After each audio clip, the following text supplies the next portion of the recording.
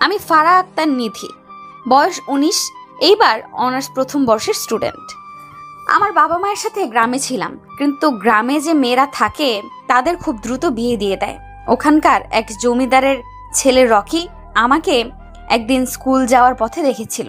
সেখান থেকে প্রচুর ডিস্টার্ব করতো, যেখানে সেখানে মারামারি করতো। কেউ আমার সাথে কথা বলতে আসলে ওর ভয়ে কেউ আমার সাথে মিশতো না। একদিন রকির বাবা বিয়ের প্রস্তাব নিয়ে আসে। নাকচ করে দিতে পারছে না এই প্রস্তাব করলে আমার বাবা মায়ের গ্রামে থাকা মুশকিল হয়ে যাবে। তবুও বাবা মা না করে দিয়েই জমিদার সাহেব কিছু না বলে চলে যান। কিন্তু তার ছেলে রকি এসে অনেক ঝামেলা করে, নানান হুমকি দিয়ে যায়। বাবা মা উপায়ন্তর না পেয়ে আমাকে তার খালাতো বোনের ছেলের কাছে, অর্থাৎ এই যমরাজ লোকটার কাছে ক্লাস 10-এ পাঠিয়ে দেন। পরিচয় তো হলো, এইবার চলুন এত সৃজনশীল থাপ্পড় খাওয়ার রিজনটাও জেনে আসি। ফ্ল্যাশব্যাক। ফ্রেন্ডদের সাথে কলেজ শেষে আড্ডা দিতে রেস্টুরেন্টে এসেছি। আমরা মোট 10 জন ছিলাম। তার মধ্যে আমাদের ছেলে ফ্রেন্ড ছিল 4টা আর আমি সহ মেয়ে ছিলাম 6টা। সবাই খুব মজা করতে করতে রেস্টুরেন্টে আসছি। খাবারের টেবিলে বসে খাবার অর্ডার দিয়ে বসে আছি। আমি রেস্টুরেন্টে আসলেই চাউমিন খাবো। চাউমিন খাওয়ার জন্য আমি টাকা খরচ করি না, হেঁটে বাড়িতে চলে আসি। আমি চাউমিন অর্ডার দিয়ে বাকিরা তাদের অর্ডার দিয়ে বিভিন্ন গল্পগুজব করতে ব্যস্ত ছিলাম। আমি বরাবরের মতো চঞ্চল স্বভাবের মেয়ে, প্রচুর কথা বলতে ভালোবাসি। তবে কেউ যদি ক্লোজ হয়ে যায় তবে, না হলে আমি অপরিচিতদের কাছ থেকে সবসময় দূরে থাকি। রেস্টুরেন্টটা 5 স্টার হওয়ার সুবাদে নামি দামি বিজনেসম্যানরা এখানে মিটিংয়ে আসেন। বড়লোক বাপের পোলারা ছুচকি মাইয়া পটাইয়া কেউ ডেটেও আসে। কিন্তু ভাই, প্রেমে পড়তে পারলাম না কেন এখনো, এই নিয়ে আফসোস করি। তার মানে এই না যে আমার ব্যাচেলর লাইফ খুব দুঃখের। আমি আমার ব্যাচেলর লাইফ নিয়ে খুব খুশি। কিন্তু আশেপাশের পুতু পুতু কোনো প্রেম দেখলে মনে হতো আজ যদি কোনো বিএফ থাকতো। কিন্তু পরক্ষণে ভেবে ফেলি, যাক আল্লাহ বাঁচাইছে, এমন আপদ কোনো জীবনে নাই। ওয়েটার চাউমিন নিয়ে আসা দেখে আমি খুশিতে গদগদ হয়ে গেছি। কারণ চাউমিন দেখলে আমার মাথা ঠিক থাকে না, তবে সব সময় না, যখন ক্রেভিং জাগে তখন আর কি। আজ ক্রেভিং জাগছে যে চাউমিন খাবো। ওয়েটার এইদিকে আসতে দেখে আমি হাত বাড়িয়ে চাউমিন নিতে যাব, অমনেই এক পিচ্চি বাচ্চা কই থেকে দৌড়ায় এসে আমার পায়ের সাথে ধাক্কা খেয়ে নিজে তো পড়ছে আমার নিয়া পড়ছে, সাথে আমার চাউমিন ফালাই দিয়েছে। আমার চাউমিন! নিচে বসে নিধি বলল। উপরে তাকিয়ে দেখলো স্যুট পরা এক লোকের মাথায় চাউমিন পড়ে গেছে। লোকটি যখন ঘুরে তাকালো, নিধির কলিজা গলার কাছে চলে আসছে। কারণ চাউমিনটা আর কারোর মাথায় না, যমরাজের মাথায়, থুকু ইমরেতের মাথায় পড়েছে। নিধিকে তার ফ্রেন্ড শামীম তুলে উঠালো। নিধি উঠে দাঁড়িয়ে পড়লো, চলার শক্তি নাই। ইমরেতের চোখ দেখে মনে হচ্ছে আগুন বের হচ্ছে। সামনে এসে নিধিকে এক থাপ্পড় দিল। ব্যাস, পুরা রেস্টুরেন্টের মানুষ ফ্রিতে সিনেমা দেখে নিল। বর্তমান। এইটা হলো আমার থাপ্পড় খাওয়ার কাহিনী। বাপ মায়ের একমাত্র সন্তান হওয়ার সুবাদে কখনো জীবনে মার খাওয়ার সুযোগ হয়নি। কিন্তু যেদিন থেকে এদের বাড়িতে এসেছি, কখনো সোজা মুখে এই কুমড়ো পটাশ আমার সাথে কথা বলেনি। অলওয়েজ রেগে রেগে কথা বলে। মনে হয় ওর কোন পাকা ধানে মই দিয়ে দিয়েছি আমি। একে তো থাপ্পড় খাওয়ার জন্য গালটা ভীষণ জ্বলছে, কান্না আসছে খুব, কেঁদেও যাচ্ছি, চোখও মুছছি। আবার চাউমিন আমার পড়ে গিয়েছে দেখে আরো ভ্যা ভ্যা করে কাঁদতে লেগেছি। বাসায় আসছে নিধি, কিন্তু ভিতরটা ধুকপুক করছে ভীষণ ভাবে। কারণ মার খেয়েছে বাইরে ঠিকই, কিন্তু বাড়ি তো উনারই। আবারও যদি থাপ্পড় মারে? থাপ্পড়ের কথা মনে হতেই অটোমেটিক গালে হাত চলে গেল নিধির। কোনো রকমে ভিতরে আসলো সে। পিছন দিক থেকে 2টা পিচ্ছি হাত নিধির কোমর ধরে বলল, ফুপি, ধরে ফেলেছি। নিধি ফিক করে হেসে দিয়ে বলল, কে এমন দুঃসাহস করলো? আমি এই বাড়ির রাজকন্যা। বলে সামনে এসে নিজের 2 হাত কোমরে রেখে বলল। নিধি বাচ্চাটাকে কোলে নিয়ে এক পাক দিয়ে বলল, কেমন আছে আমার রাজকন্যা? বলবো কেন? সকালে না দেখা দিয়ে তুমি চলে গিয়েছিলে কেন? পিচ্ছি বলে উঠল, সরি পরি, আমি আসলে যখন তোমার ঘরে যাই তখন তুমি ঘুমিয়েছিলে, তাই আমি না ডেকে চলে আসি। নিধি মাসুমের মতো মুখ করে বলল, আচ্ছা থাক, আর আমাকে ইমোজির মতো ব্ল্যাকমেল করতে হবে না। ইমোজি আবার কি? ও মা, তুমি ইমোজি চিনো না? মা যখন রাগ করে বাবাকে, তখন এইভাবে ইমোজির মতো ব্ল্যাকমেল করে। এতক্ষণে নিধি বুঝতে পারলো ও কিসের কথা বলছে। মামনি, ওটা ইমোজি না, ইমোশনাল ব্ল্যাকমেইল হবে। ও হলো ব্ল্যাকমেল। আজই তো নাকি? মুখ ভেঙচিয়ে বলল পিচ্ছি। মাহি! পেছন থেকে ডাক পড়লো। পিচ্ছি অর্থাৎ মাহি আমার জামার পেছনে লুকিয়ে পড়লো আর বলল, প্লিজ পুপি বাঁচাও। সামনে এসে 28 বছর বয়সী নারী আসলো। ইনি হলেন ভাবি অর্থাৎ ইমরেত ভাইয়ার ভাবি, মেহবুব ভাইয়ার বউ। ইমরেত ভাইয়ারা 2 ভাই। বড়টার নাম হচ্ছে মেহবুব ভাই। মেহবুব ভাইয়ের বউয়ের নাম স্মৃতি ভাবি। ভীষণ ভাবে ভালো উনি। এই নিধি, মাহিকে কি দেখেছো? নুডলসের প্যাকেট খুলে গার্ডেনে যেয়ে ছড়িয়ে আসছে। আজ ওর একদিন কি আমার একদিন। ভাবি বলে উঠল। নিধি কিছু বলতে যাবে তার আগেই ভাবি খপ করে মাহির হাত সামনে টেনে নিয়ে আসলো। রাগে চোখে মেয়ের দিকে তাকালে মাহি টুপ করে তার মায়ের গালে চুমু খেয়ে বলল, সরি মা। এরকম কাজ করলে কেউ কি আর রেগে থাকতে পারে? স্মৃতি ভাবিও হেসে দিল। মায়ের হাসি দেখে মাহি এক দৌড় দিল। আরে আস্তে বাবা। স্মৃতি বলল। নিধি মামের মুহূর্ত উপভোগ করছিল। ইস, সে যখন গ্রামে থাকতো তার মায়ের সাথে কতই না দুষ্টামি করত। তুমি অমন গালে হাত দিয়ে আছো কেন? স্মৃতি ভ্রুকুচকে জিজ্ঞেস করলো। নিধি কি বলবে বুঝতে পারছে না। ভেবাচাকা খেয়ে বসে আছে। আর বলবেই বা কি যে তার গুণধর দেবর সামনে থাপ্পড় মেরেছে। মানে আজ র‍্যাক ছিল কলেজে। কাকে র‍্যাক দিয়েছিল কে জানে, থাপ্পড় আমি খেয়েছি। নিধি ইনিয়ে বিনিয়ে বলে উঠলো। স্মৃতি গালের হাত সরিয়ে দেখলো 5টা আঙুলের দাগ একদম বসে গেছে। ফর্সা মুখে মনে হচ্ছে লাল রক্ত জমাট বেঁধে গেছে। স্মৃতি আটকে উঠে বলল, এ কি, কত জোরে মেরেছে তোমাকে! পুরো গালের কি অবস্থা! আচ্ছা, তোমার ভাই আসুক, কোন বেয়াদবের দল এই হাল করেছে ভার্সিটি যে সব কয়টার খবর নিতে বলবো। স্মৃতি ভাবি রেগে গিয়ে কথাগুলো বলল। তারপর আমার হাত টানতে টানতে ডাইনিং চেয়ারে বসিয়ে আইস প্যাক ধরে থাকলো। আসলে ভাবি আমাকে প্রচুর ভালোবাসে। আমার সব প্রয়োজন উনি এক নিমেষেই বুঝে যান।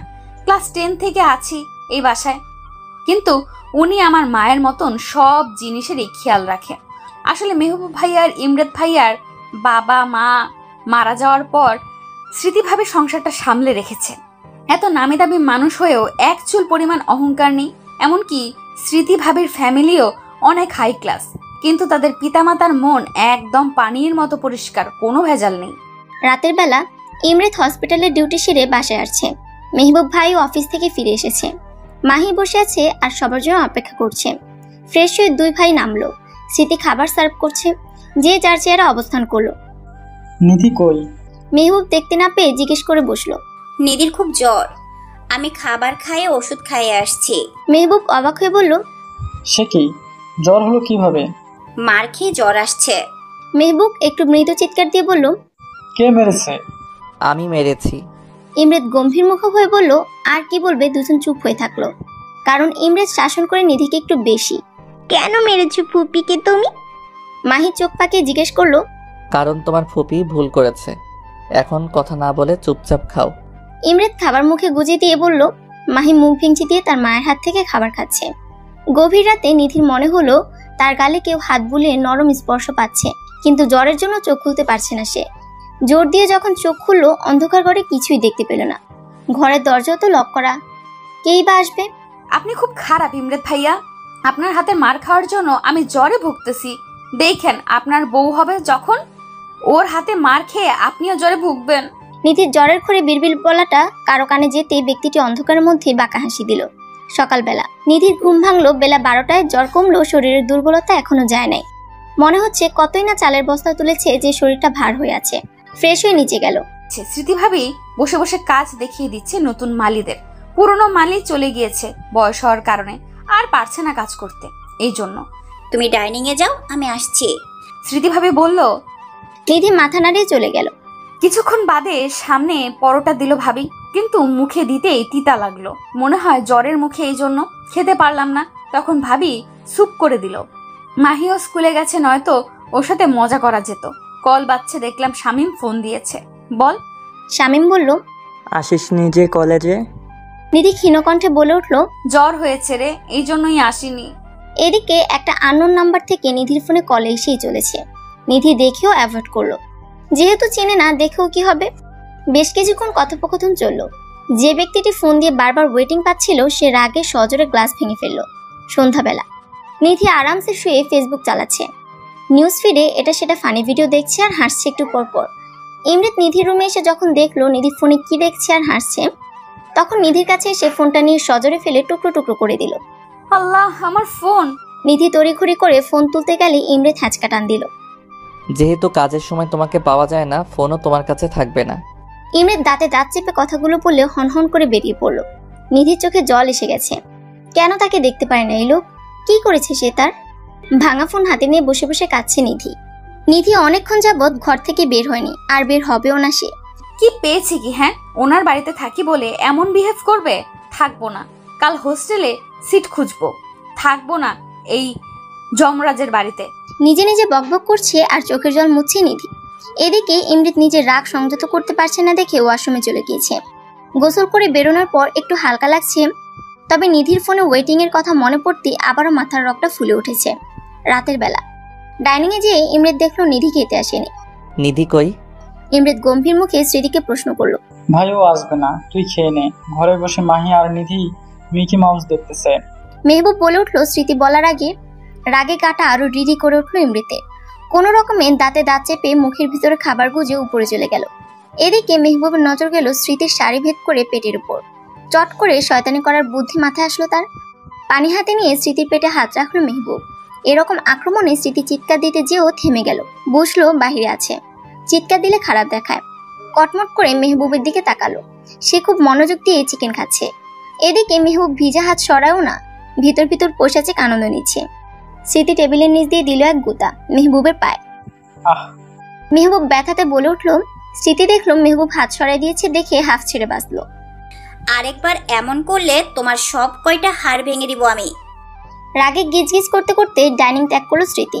মেহবুব শয়তানি হাসি দিয়ে বলল, লেটস সি বেবি, রুমে যাও, তোমার কপালে কি আছে তখন দেখবে। ইমরাত সার্জারি নিয়ে একটু কথা বলছে অফিসের লোকের সাথে। কাল সকালে একটা বড় অপারেশন করতে হবে তাকে। বড় অপারেশন সব ইমরাত করে, ইমার্জেন্সি ছাড়া যায় না সে হসপিটালে, বাকি সময় ব্যবসায়। লোকজন ভাবে এত ট্যালেন্ট কিভাবে আসে, দুই দিক সামাল দেয়। ইমরাত কথা বলতে বলতে চোখ আটকে গেল সামনের ব্যালকনিতে নিধি ইজি চেয়ারের উপর গুটিসুটি মেরে মাহিকে বুকের উপর রেখে ঘুমিয়ে গেছে। ইমরাত প্রয়োজনীয় কথা শেষ করে মাহির রুমে রওনা দিল। মাহির রুমে গিয়ে ইমরাত দেখলো মাহিকে বুকে চেপে নিধি ঘুমিয়ে আছে। আসলেই কত নিষ্পাপ লাগছে দেখতে তাদের। মাহিকে কোলে নিয়ে ওর বেডে শুয়ে দিল। তারপর নিধির কাছে এসে কিছুক্ষণ তাকালো। এই মুখ দেখে আমি আমার বয়সটা ভুলে গেছি। আমি তোমার বাচ্চামো দেখে নিজের যে তোমার থেকে 10 বছরের বড় সেটাও ভুলে গেছি। কিন্তু কি করব বলো, আমি যে তোমাকে প্রথম দেখাতে দুর্বল হয়ে গেছি। নিজের অনুভূতির প্রতিটা শিরায় তোমাকে আবদ্ধ করে ফেলেছি এই 3 বছরে। হ্যাঁ, তোমাকে চাই, আমি খুব করে চাই, এত বেশি চাই যেন কখন আমি তোমার বড় কিংবা তুমি আমার ছোট এই অনুভূতিটা বুঝতে না পারো। আমি তোমাকে ভালোবাসি অনেক বেশি, এত বেশি যে তোমাকে আমি ব্যতীত অন্য কেউ কখনো ভালোবাসা তো দূরেই থাক, পছন্দ করুক আমি তা চাই না। আমি পারলে তোমাকে আমার রুক্ষ পিঞ্জরে লুকিয়ে ফেলতে চাই। আজ যখন তোমার খোঁজ নেওয়ার জন্য ফোন ওয়েটিং দেখলাম, বিলিভ মি, মনে হচ্ছে সামনে পেলে ঠাটিয়ে দুটি চড়মারি। দুনিয়ার সবার সঙ্গে তোমার যত কথা, আর আমি সামনে আসলে তোমার মুখ বন্ধ হয়ে যায়। আমার অনুভূতির তোমার চোখে পড়তে দেই না আমি জানি, কিন্তু খুব শীঘ্রই তোমাকে আমার অনুভূতির সাথে পরিচয় করাবো। নিধিকে কোলে তুলে মাহির পাশে শুয়ে দিল। কথাগুলো নিধি শুনতে পেত, কিন্তু ঘুমের জন্য তার হুঁশই নাই। কেউ তাকে তার অজান্তে এত বেশি চেয়ে ফেলেছে। নিধির কপালের চুল সরিয়ে মাথায় চুমু দিয়ে দুজনের গায়ে চাদর লাইট অফ করে ইমরাত চলে গেল। স্মৃতি ঘুমাতে পারছে না। যখন সে বেডে ঘুমাচ্ছে, মেহবুব তার গায়ে পানির ছিটা মারছে। দেখলো কোনো উপায়ন্তর নাই, নিজের রুমে থেকে চাদর নিয়ে বারান্দায় চলে গেল। মেহবুবের মেজাজটা এবার খারাপ হয়ে গেল। এমনিতে সময় পায় না ওকে আদর করার, যখন কাছে পায় মাহি আসে না, হয় অন্য কাজ পড়ে। না, আর এরকম করতে দিব না। ওই ভুলে গেছে ওরে আমি কেমনে তুলে এনে বিয়ে করেছি। ধপাধপ পা ফেলে স্মৃতির কাছে এসে কোমরকে শক্ত করে ধরে কাছে ঘুরিয়ে দেয়ালে ঠেসে ঠোঁটে ঠোঁট বসালো। বেশ কিছুক্ষণ ছোটাছুটি করে স্মৃতি পার পেল না, যখন তখন নিজেও তাল মিলালো। সে জানে মেহবুব বরাবরই জেদি, আর সেখানে স্মৃতিকে নিয়ে সবসময় সিরিয়াস। স্মৃতির গায়ের ঘ্রাণ মেহবুবের কাছে টনিকের মতো কাজ করে। স্মৃতিকে কোলে তুলে ভালোবাসার রাজ্যে ডুব দিল মেহবুব। সকালবেলা নিধি নিজেকে বেডে পেয়ে একটু অবাক হলো। সে তো ছিল মাহিকে নিয়ে বারান্দায়, এখানে কিভাবে এলো সে? মাহির দিকে তাকিয়ে দেখে সে এখনো ঘুমে কাদা। 4 বছরের মাহি। তার মা বাবার মতো গায়ের রং পেয়েছে, দেখতেও পুতুল। মাহির কপালে চুমু দিয়ে নিজের রুমে গেল ফ্রেশ হতে। ইমরিত তাড়াতাড়ি নাস্তা সেরে সার্জারির জন্য বেরিয়ে পড়েছে সকাল সকাল। মেহবুব এখনো স্মৃতিকে জড়িয়ে ধরে ঘুমিয়ে আছে।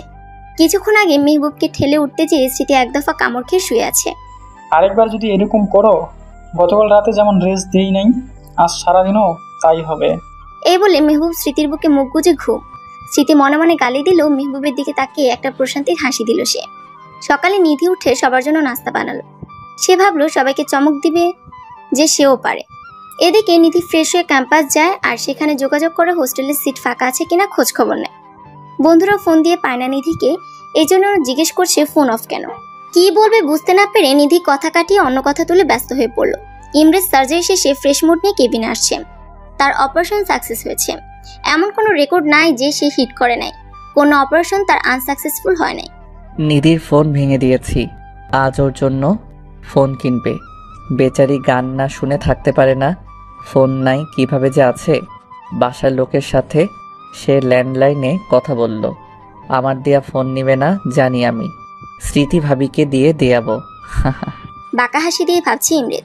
ফোন বাজছে ইমরেতের, রিসিভ করে দেখলো তার গার্ডেন নাম্বার এটা। স্যার, নিধি ম্যাম হোস্টেলে সিট খুঁজছে, বেশ কয়েকজনকেও বলেছে। এখন ওর স্বামী ফ্রেন্ডের সাথে বসে বলছে যে করে হোক সিট খুঁজে দিতে। গার্ডটি বলল। গার্ডের কথাগুলো শুনে ইমরেতের ভালো মুডটা নিমিষে বিষে পরিণত হলো। মাথার মধ্যে মনে হচ্ছে দপ করে আগুন জ্বলে উঠলো। রগগুলো কেমন চারা দিয়ে উঠেছে। আজ এর ভিত করেই ছাড়বে সে। ও যেন সিট খুঁজে না পায়। আর শামীম ছেলেটারে একটা ধোলাই দাও, যেন হসপিটালে 1 মাস থাকে, খরচ নিয়ে নিও অফিসে এসে। Got it? রাগে দাঁতে দাঁত চেপে বলল ইমরেত। ফোন কেটে মাথার চুলগুলোকে অনবরত টানছে ইমরেত। মেজাজের সপ্তমে তার। সিট খুঁজে বের করাচ্ছি তোমার আমি। অ্যাপ্রন খুলে গাড়ির চাবি নিয়ে বেরিয়ে পড়লো। কলেজ। নিধি কলেজের সামনে রিক্সার জন্য ওয়েট করছে সে, কিন্তু এই ভর দুপুরে সে রিক্সা পাচ্ছে না। এমনিতেও হোস্টেলে সিট খোঁজার চক্করে অনেক লেট হয়ে গেছে। নিধির সামনে একটা গাড়ি এসে থামলো। নিধি দেখে অ্যাভয়েড করলো, কিছুটা দূরে সরে সে আবার রিক্সা খোঁজার জন্য ব্যস্ত হয়ে পড়লো। গাড়ির ভিতরে মানুষটা বেরিয়ে এসে নিধির হাত এত শক্ত করে ধরলো, টেনে হিঁচড়ে নিয়ে যাচ্ছে। গাড়ির ভিতরে মানুষটা আর কেউ নয়, ইমরেত। ফর্সা মুখ, রোদে একদম চকচক করছে, কিন্তু মুখ লাল হয়ে গেছে রাগে। আরে ইমরাত ভাইয়া ছাড়েন, কই নিয়ে যান ভাইয়া, আমি যাব না। আজব লোক, আপনি শুনতে পান না? নিধি বলেই যাচ্ছে আর হাত মুচড়াচ্ছে। ইমরেত নিধির মুখে ভাই ডাক শুনলে আরো খেপে যায়, কিন্তু কিছু বলেনি এতদিন। আজ এমনিতে মেজাজ গরম, ভাইয়া ডাক শুনে আরো চেতে গেছে সে। গাড়ির দরজা খুলে নিধিকে ধাক্কা দিয়ে বসালো। নিধি হাতে ব্যথা পেলেও ভয়ে কিছু বলছে না, কারণ ইমরেতের এই রূপ কখনো সে দেখেনি। ইমরেত নিজেও গাড়িতে বসে পড়ে, নিধির দিকে ঝুঁকে সিট বেল্ট লাগালো।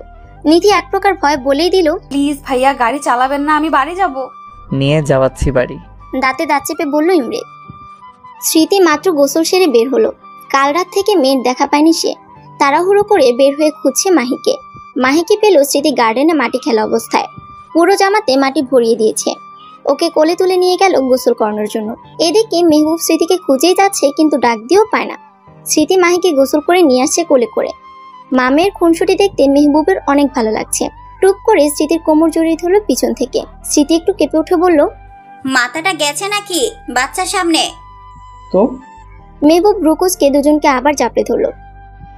গাড়ি চলছে অজানা রাস্তায়। ধুকপুক করছে নিধির মন। কিছু বলতে গেলেই ইমরেত চোখ পাকিয়ে তার দিকে তাকাচ্ছে। এমন লোক দেখে ভয়ে তার জান এতটুকু হয়ে গেছে। একটু ঢোক গেলে নিধি ডাকলো ইমরেতকে। ভাইয়া। ইমরেত গাড়ি থামালো, জোরে ব্রেক কষে। রক্তিম চোখ নিয়ে তাকালো নিধির দিকে। নিধি ইমরেতের ওই চোখগুলো দেখে একটা শুকনো ঢোক গেল। কেন যে হাতে ধরে নিজের কপালে নিজে ফাটাতে যায় সে, মনে মনে ভাবছে নিধি। ইমরেত ঝুঁকে আসে নিধির দিকে। এমন কাছে আসা ইমরেতের নিধি কেমন যেন একটু ভরকে যায়। তবে ইমরেতের শরীর থেকে খুব সুন্দর একটা ঘ্রাণ আসছে, মনে হচ্ছে নিধির।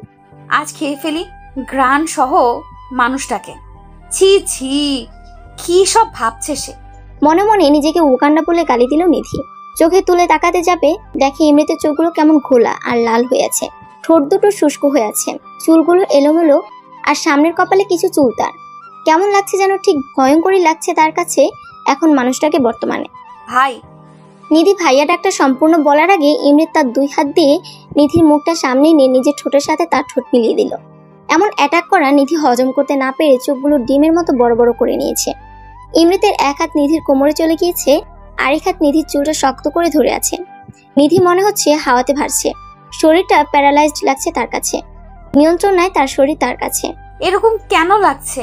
এরকম ইমরাত ভাইয়া করলো কেন? উনি তো আমারে দেখতেই পারে না, তাহলে এরকম করে চুমু খাচ্ছে কেন? বিভিন্ন প্রশ্ন নিধির মনে ঘুরপাক খাচ্ছে।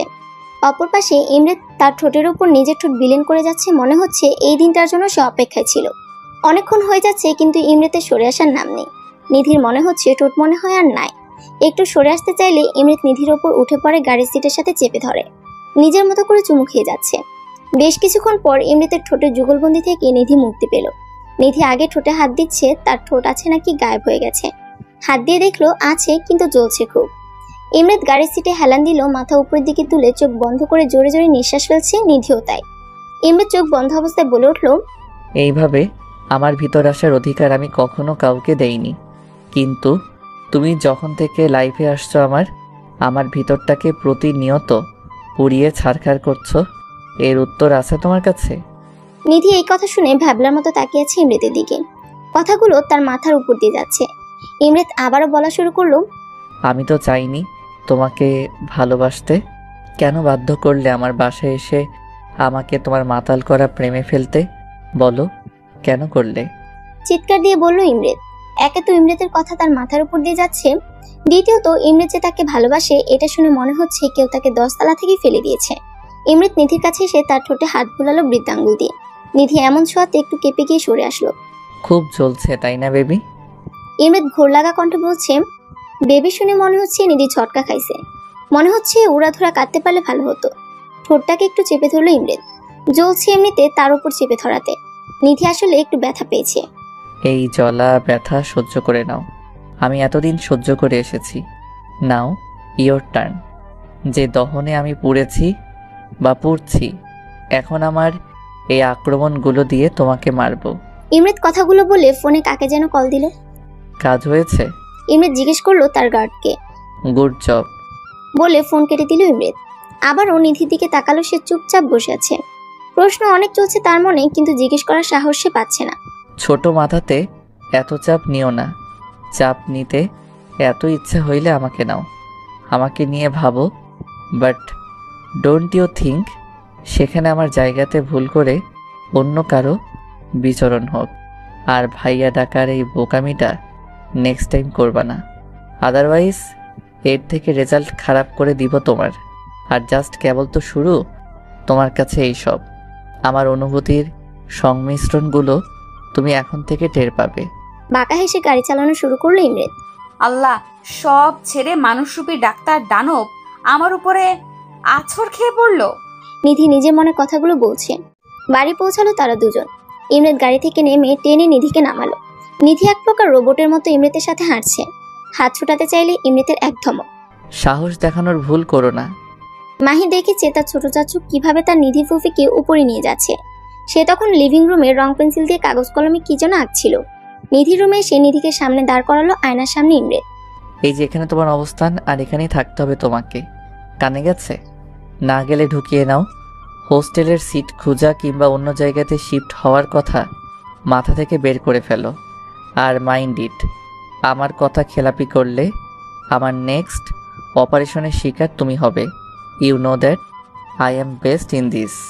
ইমরাত কিছু তেড়া করে কথাগুলো বলল। আর ওইসব সো কল্ড ছেলের বন্ধুদের সাথে মিশা বন্ধ। আর কারো পাশে যদি বসতে দেখি অবস্থা খারাপ করতে 0 সেকেন্ড ভাববো না আমি। ইমরাত কথাগুলো বলা শেষে নিধির বাম হাতে একটা কামড় দিয়ে চলে গেল। নিধি হাত চেপে ধরে বলল, আস্ত একটা সার্জার ডাক্তার রাক্ষস। ইমরাত দরজা থেকে হালকা মুখ করে বের করে বলল, অনলি ফর ইউ বেবি। নিধি মুখে হাত দিল, সাথে সাথে ইমরাত চোখ টিপ দিয়ে চলে গেল। নিধি গোসল সেরে অনেকক্ষণ আগে থেকে ঘরে বসে আছে, দরজা লক করে। তার সাহস যাচ্ছে না বাইরে যাওয়ার। বাইরে গেলে ওই যমরাজ তাকে আবার ধরবে। নিধি চুলে গামছা পেঁচিয়ে বসে আছে, ভালো লাগছে না কিছু তার। ফোনটাও নেই যে অনলাইনে কিছু দেখবে সে। ইমরাত গোসল সেরে নিচে গেল, কিন্তু সবাই নিচে থাকলো, নিধি নিচে নামে নাই দেখে একটু ভ্রু কুঁচকাল। মামুনি, তুমি একটু উপরে যাও, গিয়ে তোমার নিধি ফুপিকে ডেকে নিয়ে আসো তো। আমি কেন যাব? তুমি যাও, ফাইট হয়েছে তোমাদের। মাহি এক নাগারে প্রশ্ন করলো। নিধির সাথে থেকে থেকে প্রশ্নের ঝুড়ি হয়ে গেছে মাহিও। মাহি ইমরাতকে ঝাঁকিয়ে জিজ্ঞেস করলো, বলো না। কিছু না রে মা। আচ্ছা তুমি যেও না, আমি যাই। মুখ বেঁকিয়ে মাহি বলল, না, পিনহা করেছে, রুমে যেন কেউ না আসে। কেন? ফুপি মাথা ব্যথা করছে, ঘুমাবে। ইমরেত জানে নিধি কেন নিচে নামছে না। বেশি কিছু বললো না, জাস্ট তার ভাই ভাবিকে ডেকে জানালো তার কিছু কথা আছে জরুরিভাবে। মেহবুব, স্মৃতি আর ইমরেত ডিনার সেরে লিভিং রুমে যেয়ে বসলো কফির মগ নিয়ে। মেহবুব বলল, বল তোর জরুরি কথা। ইমরেত পায়ের উপর পা তুলে কফির মগে চুমুক দিয়ে বলল, ভাইয়া, নিধি হোস্টেলের সিট খুঁজতে বেরিয়েছিল। সে কি? কেন? স্মৃতি একটু জোরে বলল। আস্তে। মেহবুব বলে উঠল। স্মৃতি দমে গেল, চোখে ইশারায় নানান প্রশ্ন ঘুরপাক খাচ্ছে ইমরেতের। আমি ওর ফোন ভেঙে দিয়েছি এই জন্য, এর আগের দিন থাপ্পড় মেরেছিলাম ওই জন্য। ইমরেত আরামসে কথাগুলো বলল। রিজন? মেহবুব আর স্মৃতি জানে ইমরেত নিধিকে দেখার পর থেকে ভালোবাসে, কিন্তু কখনো প্রকাশ করেনি সে। নিধির উপর জোর খাটানো, তাকে বকা দেওয়া সবকিছুই তারা বুঝতো, কিন্তু ইমরেত বিষয়টা এড়িয়ে চলছে বরাবরই। ভাইয়া, ওই ভুল করেছে এক হোস্টেল খুঁজে, আর সেটা ছেলে ফ্রেন্ডদের হাতে দিয়ে, আর সেদিন আমার মাথায় চাউমিন ফেলেছে। ওর ওই ছেলে ফ্রেন্ড তাকে তুলেছে। আবার সেদিন আমি ফোন দিয়ে ওয়েটিং পেয়েছি, পরে জেনেছি ওর ছেলে ফ্রেন্ড কল দিয়েছিল, আর আমি যে কল দিয়েছি ওর চোখে পড়ে নাই। আমি ছাড়া অন্য কোনো ছেলের সাথে কথা বলতে পারবে না, এই জন্য ফোন ভেঙে দিয়েছি। রাগের চোখ মুখ শক্ত করে বলল ইমরেত। মেহবুব জিজ্ঞেস করলো, সে তো ঠিক আছে, কিন্তু তুই কি ওকে বলছিস তোর মনের কথা? ইয়া। ইমরেত ভাবলেশীন হয়ে উত্তর দিল। অ্যাকসেপ্ট করেছে নাকি? করে নাই, আসলে শকে আছে এক প্রকার। আর অ্যাকসেপ্ট করলে তো ভালো, আর না করলেও আমারে বিয়ে করে তাকে সংসার করতে হবে। ইমরেত একটু বাঁকাভাবে উত্তর দিল। দুই ভাই এক। স্মৃতি বিড়বিড় করে বলল। মেহবুব ঠিকই শুনতে পেয়েছে স্মৃতির কথা। স্মৃতির দিকে তাকাতে সে ভেঙচি দিল। মেহবুব বাঁকা হাসি দিল, ইশারায় বোঝালো ঘরে যে খবর আছে তার। ভাবি, এইটা ফোন ওর জন্য নিয়েছি, তুমি দিয়ে দিও, আমি দিলে কাহিনী করবে। স্মৃতির হাতে ইমরেত ফোন দিয়ে উপরে চলে গেল নিধির রুমে। মেহবুব স্মৃতিকে কোলে তুলে নিজের ঘরের পথে রওনা দিল। আরে, আবার কোলে নিয়েছো তুমি? বাড়িতে দেখে নিলে কে কি ভাববে? স্মৃতি এভাবে নানান কথা বলছিল, মেহবুব নিজের ঠোঁট দিয়ে স্মৃতির মুখ বন্ধ করে দিল। ইমরেত নিধির রুমে যেয়ে দেখে সে বারান্দাতে দাঁড়িয়ে আকাশের দিকে তাকিয়েছে স্থির দৃষ্টিতে। তার মানে সে এখনো ঘুমায়নি। ইমরেত পেছন থেকে নিধিকে ধরলে নিধি ভয় পেয়ে এক লাফে ইমরেতের থেকে দুই হাত দূরে সরে গেল। ইমরেত ভ্রু উঁচিয়ে জিজ্ঞেস করলো, এনিথিং রং? নিধি মুখ ঘুরিয়ে নিল। আপাতত এখান থেকে কেটে পড়তে পারলে ভালো হবে। এই মানুষটার সাথে কথা বলতে ভাল লাগে না। কাম। ইমরেত হাত দিয়ে কাছে ডাকছে নিধিকে। নিধি মুখ উঁচিয়ে ভেঙচি দিল যে সে যাবে না। ইমরেত কটমট করে তাকালেও নিধির নজর স্থির তার নিজের পায়ের দিকে।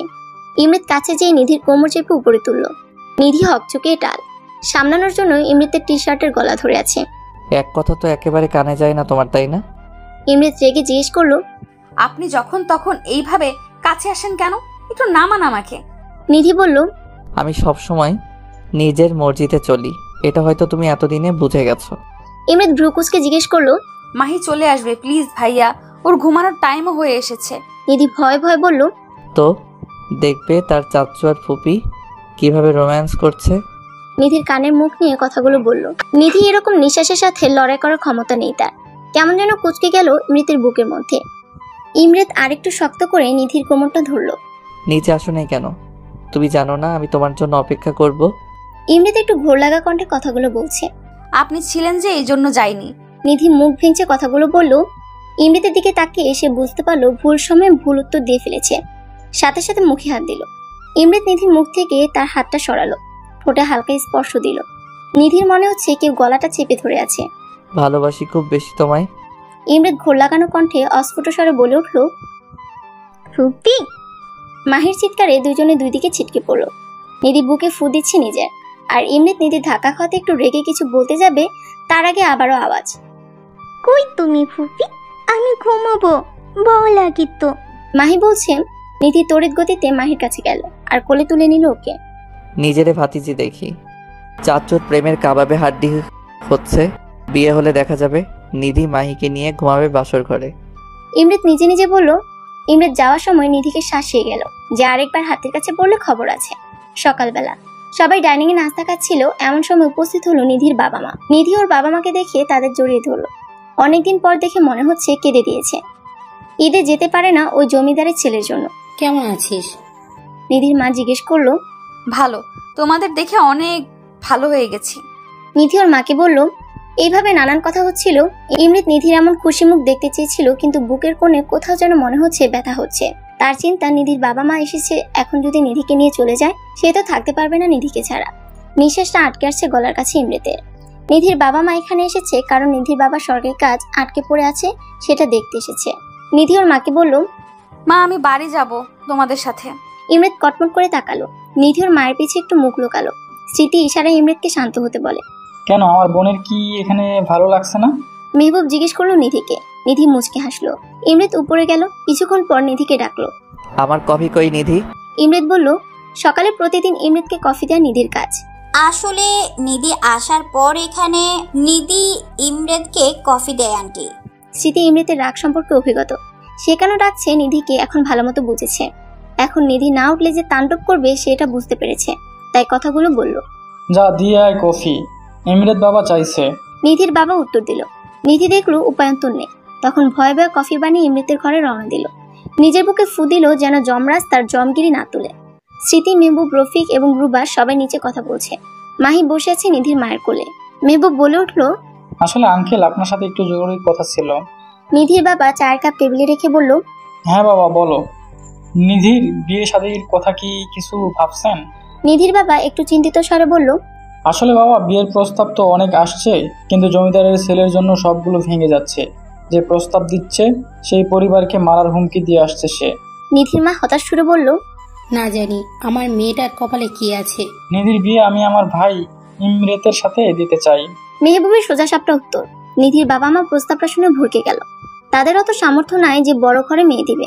চৌধুরী পরিবার এই শহরের সবচেয়ে ধনী পরিবার, সেটা লোকমুখে শোনা যায়। এই প্রস্তাবে তারা যে অপ্রস্তুত হয়েছে স্মৃতি সেটা বুঝতে পেরেছে। আঙ্কেল আমাদের ইমরেদ খুবই ভালো। সে নিধিকে সেই 4 বছর থেকে ভালোবাসে।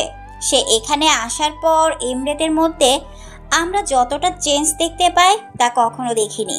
আপনি ভাববেন না আমরা জোর করছি। ইমরেদ নিধিকে নিয়ে কতটা দুর্বল আমরা দেখতে পাই সেটা। আর নিধিকে প্রচন্ড ভালোবাসে। নিধিকে ছাড়া সে যে অন্য কাউকে এখনো পর্যন্ত বিয়ে করতেও চায় না।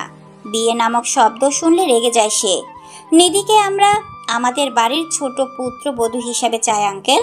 স্মৃতি নিধির মায়ের হাত ধরে কথাগুলো বলল। নিধির বাবা মায়ের মনে হচ্ছে আকাশের চাঁদ হাতে পেল, সেই সাথে সৎপাত্র নিজের মেয়ের জন্য পেল।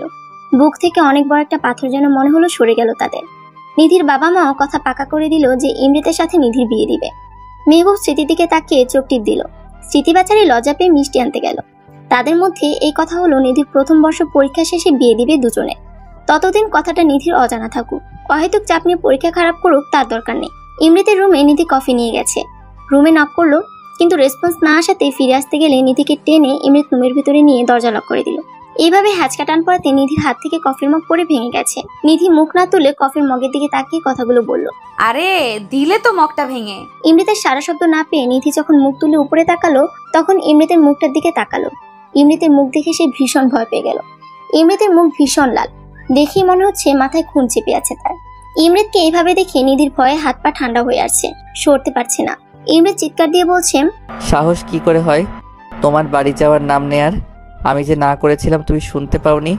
আমি যে তোমাকে ছাড়া কিছু ভাবতে পারি না, থাকতে পারি না, এটা কি বোঝো না তুমি? নিধি তোতলাতে তোতলাতে বলল, দেখুন। কি দেখবো বলো, বলো কি দেখবো? আরো জোরে চিৎকার করে বলছে ইমৃত। ভাগ্যিস বড়লোক ইমৃতের রুমের দরজা সাউন্ডপ্রুফ। ভয়ে ভয়ে বলল নিধি, আমি কি আমার বাবা মায়ের বাড়ি যেতে পারি না? আবারও চিল্লিয়ে বলছে ইমৃত। না পারো না তুমি। তুমি বিহীন আমার শ্বাসটা যে আটকে আসে, এটা কি বোঝো না তুমি? আপনি আমার উপরে এইভাবে অধিকার দেখাতে পারেন না। অধিকার? অধিকার চিনাস তুই আমারে? আরে ইডিয়েট, তোর উপরে তোর অধিকার নাই কোনো। তোর উপরে এই ইমরেত চৌধুরীর অধিকার শুধু। নিধির কোমর শক্ত করে চেপে ধরে। নিধি ভয়ে আর কোনো কথাই বলতে পারছে না। এই ইমৃত নামক প্রাণীটাকে যে অসম্ভব ভয় পায় সে। ইমৃত শান্ত স্বরে বলল, কেন এইভাবে পুড়াচ্ছ আমায়? যখন পুড়াচ্ছ তুমি, এর মলমও তুমি হবে। এই দহনে তোমাকেও মারবো আমি, আর সেখানে তোমার মর্জি হোক বা না হোক। ইমৃত তার কোমরটা অনেক শক্তভাবে চেপে আছে। মনে হচ্ছে তার আঙুল দেবে যে নিধির জামা ভেদ করে ভিতরে ঢুকে যাবে। ভাই। নিধির পুরা কথা শেষ হওয়ার আগে ইমৃত নিধির ঠোঁটে নিজের ঠোঁট বসিয়ে দিল। নিধি ছট করে চোখ বন্ধ করে নিল। ইমৃত অনেক রুডলি কিস করছে। নিধির ঠোঁটের চামড়া মনে হচ্ছে উঠে গেছে। কান্না আসছে না কেন তার?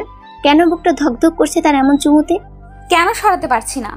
অপরদিকে ইমরিত কোন নেশা জড়ালো সে, কেনই নিধি নামক নেশাতে মেতে উঠেছে, ছুটাতে চাইছে না, আরো তীব্রভাবে তার সাথে নিজেকে ক্রাশ করে ফেলেছে। হ্যাঁ, তার নিধিকে চাই, যেইভাবে হোক চাই, সে না চাইলেও তাকে তার চাই। আমি যে তুমিতে আসক্ত। চুমু দিতে দিতে ক্লান্ত হলো ইমরিত, ঠোঁট ছাড়ে নাই নিধি, শুষে নিচ্ছে। এদিকে নিধির শ্বাস আটকে গেছে মনে হচ্ছে।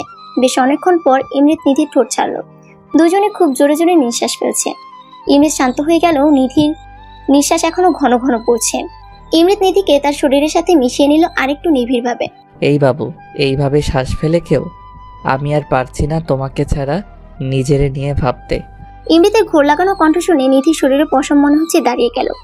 এইভাবে নিঃশ্বাস নিলে লোকে কি ভাববে? লোকদের ভাবনা নিয়ে I don't care, I only care about you. Imrit নিধির কানে কথাটা বলল। সরুন। তুতলে বলছে নিধি চোখ বন্ধ করে।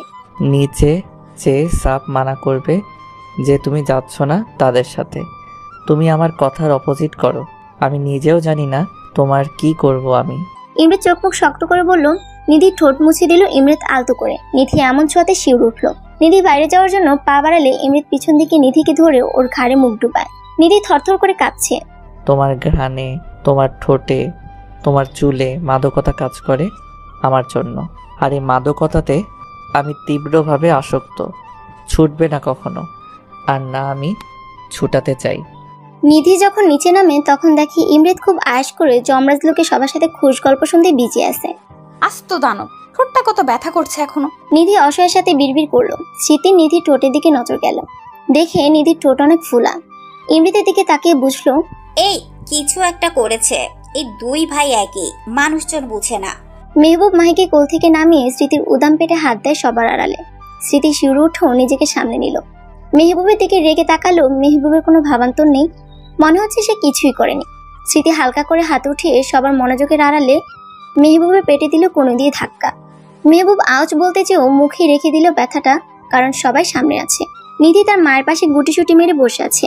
ইমরিত তার সামনের চেয়ারে পায়ের উপর পাতলে কফি খাচ্ছে আর নিধি দিকে মগ্ন হয়ে আছে। নিধি আর চোখে তাকালেও বুঝতে দিচ্ছে না ইমরিতকে, কিন্তু ইমরিত নিধির আর চোখে দেখাটাকে বুঝতে পেরে বাঁকা হাসি দেয়। নিধির বাবা মাকে আর বলতে পারলো না যে তাদের সাথে যেতে চায়। যখনই তার মাকে সে কিছু বলতে চাইছে তখনই ইমরিত তার দিকে চোখ রাঙিয়ে তাকাচ্ছে। বেচারা নিধি না গিলতে পারছে ইমরিতকে, না হজম করতে পারছে। এদিকে স্মৃতি ইমরিতকে সবার আড়ালে হাসতে হাসতে নিয়ে যায়। স্মৃতি ইমরিতকে জানালো, যার জন্য আমার গম্ভীর মুখ দেবর এতটা ডেসপারেট হয়ে আছে, তাকে সারা জীবন তোমার করার জন্য তার বাবা মা তোমার ভাইকে কথা দিয়ে দিয়েছে। ওনারা কথা না দিলেও আর নিধি না চাইলেও আমি ঠিকই ওর প্রথম বর্ষের পরীক্ষার পর তুলে নিয়ে যেয়ে বিয়ে করতাম। ইমরিত সোজা স্টাইলে বাঁকা জবাব। স্মৃতি জানালো ঠাট্টা সুরে, দুই ভাই একই, তোমার ভাইয়ের মতো হইলে বেচারি নিধির কপালে যে কি আছে। ওর কপাল ভালো আছে, এরকম ডাবল রোলের সঙ্গে পাচ্ছে হ্যান্ডসাম জামাইকে। ইমরিত নাক ফুলিয়ে বলল। স্মৃতি হেসে তাদের কাছে রওনা দিল। আর ইমরিতও খুশি, স্মৃতির বাবা মা সবকিছুই জানে আর কথাও দিয়েছে যে নিধি তার হবে। নিধির বাবা সরকারি যে কাজ আটকে ছিল ইমরিত তার লোক দিয়ে ফাইল আইনিভাবে নিয়ে আসছে। সমস্যার সমাধানও হয়ে গিয়েছে। সন্ধ্যার দিকে নিধির বাবা মা চলে গেল। এমনিতে নিধি তার বাবা মাকে এতদিন পর দেখতে পেয়েছে। জমিদারি ছেলের জন্য দেখতে যেতে পারে না গ্রামে। কান্নাকাটি করে বিদায় দিয়ে নিধি তার বাবা মাকে নিজের চোখ ফুলিয়ে ফেলেছে। ইমরিত ইশারাতে না করেছে কাঁদতে, কিন্তু নিধি যতবারই ইমরিতের দিকে তাকিয়েছে ততবারই আরো জোরে কেঁদেছে। মাহি বারবার এসে চোখ মুছে দিচ্ছে। ও ফুপি, তুমি কেঁদে দিলে আমিও কাঁদবো। সে জানায়। মাহির এমন কথা শুনে নিধি মাহির সামনে না কাঁদলেও রুমে যেয়ে ঠিকই কাঁদছে।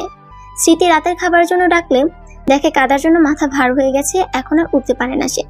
আমি খাবো না ভাবিপু। ভাবি প্লাস আপু নিধি ভালোবেসে ডাকে। তোমরা খেয়ে ঘুমাও। নিধি মাথা ধরে বলল। স্মৃতি নিচে এসে ইমরিতকে জানালো। ইমরিত জানায় তারা খেয়ে নিয়ে ঘুমায় যেতে, নিধিকে উনি খাওয়াবে। ইমরিত অফিসের কিছু কাজ সেরে হসপিটালের কিছু খোঁজ নিয়ে খাবার নিয়ে নিধির রুমে গেল। নিধির রুমে যেয়ে ইমরিতের শ্বাস আটকে যাওয়ার মতো অবস্থা। নিধির পরনের প্লাজো হাঁটু অব্দি উঠে আছে, আর টি শার্টও উঠে আছে হালকা। ফর্সা পেট দেখা যাচ্ছে, চুলগুলো এলোমেলো। কান্নার কারণে চোখ হালকা আর নাকটা অসম্ভব লাল হয়ে আছে Nidhi. I have to control myself. নিজে নিজে বিড়বিড় করছে ইমরিত, কিন্তু যখনই নিধির দিকে তাকাচ্ছে সব আউলে যাচ্ছে। 2-3টা বড় নিঃশ্বাস ফেলে নিধিকে ডাকলো ইমরিত। এই নিধি ওঠো, খাও, খেয়ে মেডিসিন নিয়ে অফ যাও। ইমরিত ধীরে ধীরে বলল। নিধি ঘুমে ভিভোর আর মাথা ব্যথা ক্লান্ত থাকার কারণে ইমরিতের ডাকে সাড়া না দিয়ে পিঠ উল্টে দিল। পিঠ থেকে টি শার্টটা আরেকটু উঠে গেছে। ইমৃতের চোখ বেরিয়ে আসার উপক্রম। এই মেয়ের কোনো দিকে হুঁশ নাই। ঘুমানোর সময় বিয়ের পর একে তো আমার সাথে বদ্ধভাবে বেঁধে রাখতে হবে, রাতে কিংবা যখন ঘুমাবে। ইমৃতের আর কন্ট্রোল হচ্ছে না, চলে যাওয়ার জন্য পা বাড়াতে যেও পারছে না। সে একটা একটা করে পা ফেলে নিধির কাছে গেল। নিধির পিঠের দিকে একধানে তাকিয়ে আছে, চোখ আটকে গেল কোমরে থাকা লাল তিলে। ব্যাস, এইটুকুই ছিল কন্ট্রোল কেড়ে নেওয়ার জন্য ইমৃতের। নিধি উপর হয়ে শুয়েছিল। ধীর পায়ে ইমৃত যেয়ে নিধির পাশে বসলো। মাদকতা চোখে নিয়ে নিধির তিলের দিকে সে তাকিয়ে রয়েছে। সে যখন একটু ছুঁয়ে দিল নিধির লাল তিলটার উপর আঙুল দিয়ে, তখন মনে হয় নিধি ঘুমের মধ্যে কেঁপে উঠল। নিধির কোমরের কাছে ইমৃত ঠোঁট নিয়ে বেশ কয়েকটা চুমু দিয়ে আর লাল তিলটাকে আরো রক্তাক্ত করে দিল, সাথে তিলের আশেপাশে জায়গাটাকেও। না খেয়ে ঘুমানোর শাস্তি প্লাস আমার ভালোবাসা। বাঁকা হেসে ইমৃত কথাগুলো বলে নিধির গায়ের উপর চাদর দিয়ে বেরিয়ে গেল। নিধি খেলো না দেখে নিজেও খেলো না। সকালবেলা, যেহেতু আজ শুক্রবার, সবাই বাসায় থাকবে। নিধির ঘুম ভাঙলো বেলা 9টায়। নিজেকে ফ্রেশ করবে আপাতত সে, যেহেতু না খেয়ে ঘুমিয়েছে। সে নাড়ি ভুড়ি খাওয়ার জন্য পেট থেকে এখন খাও খাও করছে। নিধির মাথাটা হালকা ভার হয়ে থাকলেও ঘুমানোর ফলে ফ্রেশ লাগছে। পাশের টি টেবিলে চোখ গেল নিধির। সুন্দর ব্ল্যাক কালারের র্যাপিং পেপারে মোড়ানো কিছু একটা উপরে লেখা স্মৃতি। নিধি এক্সাইটেড হয়ে তাড়াতাড়ি করে খুলতে যেয়ে র্যাপিং পেপারের ধারে আঙুল কেটে ফেলেছে। আহ! বলেও দেখে রক্ত বেরোচ্ছে। সেদিকে মাথা ব্যথা নেই, মুখে নিয়ে আঙুলটাকে চুষে পুরো কভারটা খুলে দেখলো আইফোন 11 প্রো ম্যাক্স। নিধির মুখটা এত বড় হয়ে গেছে, খুশিতে নেচে দিল ফোন পে। কিছুক্ষণ নেচে নিল নিধি। ফোন বেডে রেখে নিধি গেল ফ্রেশ হতে। এতক্ষণ নিধির রুমে সিসিটিভি ফুটেজ দিয়ে তার কাণ্ড দেখছিল ইমৃত তার ল্যাপটপের দ্বারা। নিধির এরকম বাচ্চা মেয়ে দেখে সে 4 বছর আগে ঘায়েল হয়ে তার প্রেমে পড়েছিল। মুচকি হাসিতে ইমৃতকে দারুণ লাগে যদি নিধি দেখত। নিধি ওয়াশরুমে যেয়ে দেখলো জামা চেঞ্জ করার সময় কোমরের জায়গাতে তিলের অংশটুকু কেমন কালশিটে ভাবে লাল হয়েছে। মনে হচ্ছে কেউ ওই জায়গাটা ইচ্ছে মতো খুঁচাইছে। কিছুক্ষণ নাড়াচাড়া করে যখন হদিশ পেল না নিধি, তখন পাত্তা না দিয়ে ফ্রেশ হয়ে নিচে গেল সে। নিধি নিচে যেয়ে দেখলো স্মৃতি কিচেনে আজ রান্না করছে। আজকে তাহলে ভাইয়া কিছু আবদার করেছে, এই জন্য ভাবিপু সকাল সকাল আসছে। Thank you. স্মৃতিকে পেছন থেকে ধরে নিধি বলল। আচমকা ধরাতে স্মৃতি ভয় পেলেও নিধির বাচ্চামো দেখে হেসে দিল। স্মৃতি জিজ্ঞেস করলো, তা কিসের জন্য থ্যাংক ইউ শুনি? নিধি হাতে থাকা ফোন দেখালো। নিধি বলল, এই যে ফোন। স্মৃতি বুঝলো ইমৃত দিয়েছে তার নাম করে। গতকালই তো জানালো সে যে নিধিকে ফোন দিবে। নিধি ঠোঁট উল্টে জিজ্ঞেস করলো, তুমি কিভাবে জানলে ভাবিপু যে আমার ফোন ভেঙে গিয়েছে? স্মৃতি হেসে বলল, আমাকে তুই ম্যাজিশিয়ান ডাকিস না, আমি আমার ম্যাজিক দিয়ে চেনে ফেলেছি। নিধিও ফিক করে হেসে স্মৃতিকে ধরলো। নিধি স্মৃতিকে হেল্প করলো কিচেনে। ডাইনিং এ খাবার সাজালো। সবাই খেতে আসছে নিচে। ইমৃত নিধির দিকে তাকালো, যেমন নিধিকে প্রফুল্ল দেখাচ্ছে। মনে হয় না কাল কেঁদেছ। সবাই যখন খেতে বসলো, নিধি আর চোখে ইমৃতের দিকে তাকিয়ে ফোনটা লুকিয়ে ফেললো। না জানি এই যমরাজ এই ফোনটাও খেয়ে দেয়। ইমৃত খেয়াল করলো, মনে মনে হাসলো সে। নিধি মাইকে কোলে নিয়ে নাস্তা খেতে বসলো। Living room. খাওয়া শেষে সবাই লিভিং রুমে আড্ডা দিচ্ছে। নিধি মাহির সাথে খেলাতে ব্যস্ত। ইমৃত নিধিকে দেখতে ব্যস্ত আর মেহবুব স্মৃতিকে জ্বালাতে ব্যস্ত।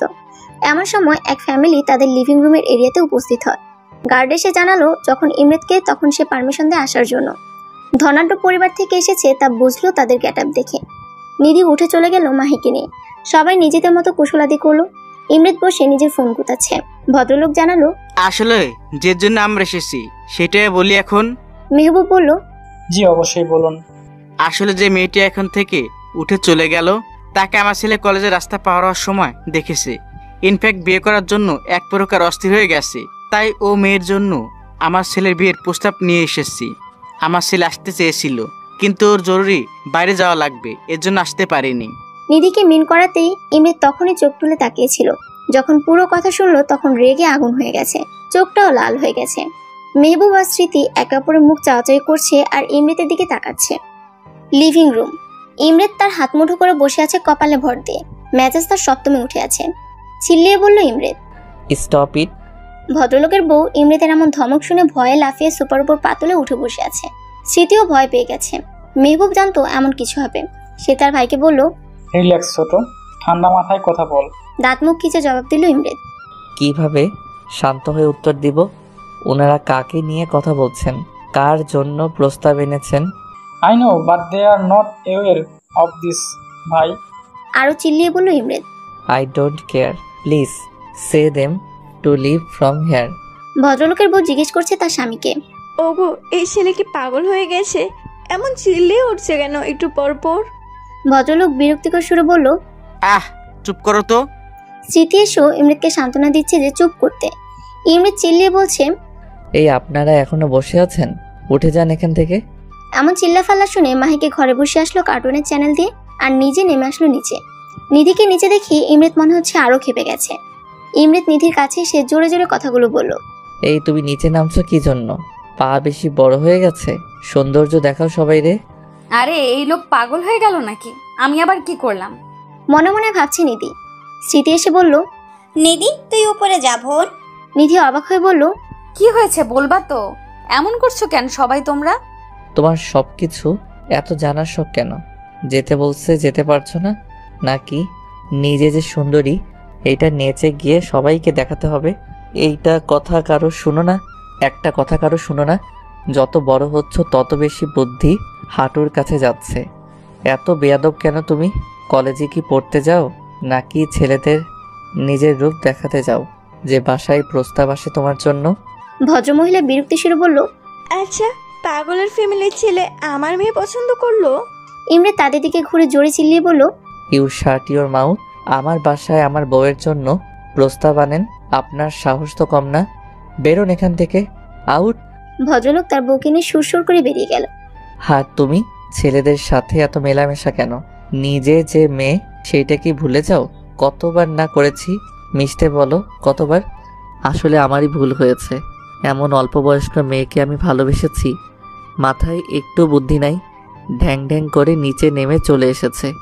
ইমরিত নিধির বাহু ধরে কথাগুলো বলছে। নিধির চোখ দিয়ে গলগল করে পানি পড়ছে। এতগুলো কথা সে প্রথম শুনলো ইমরিতের থেকে। হ্যাঁ, সে জানে ইমরিত তাকে দেখতে পায় না, কিন্তু তার মানে তাকে নিয়ে এত তিক্ততা?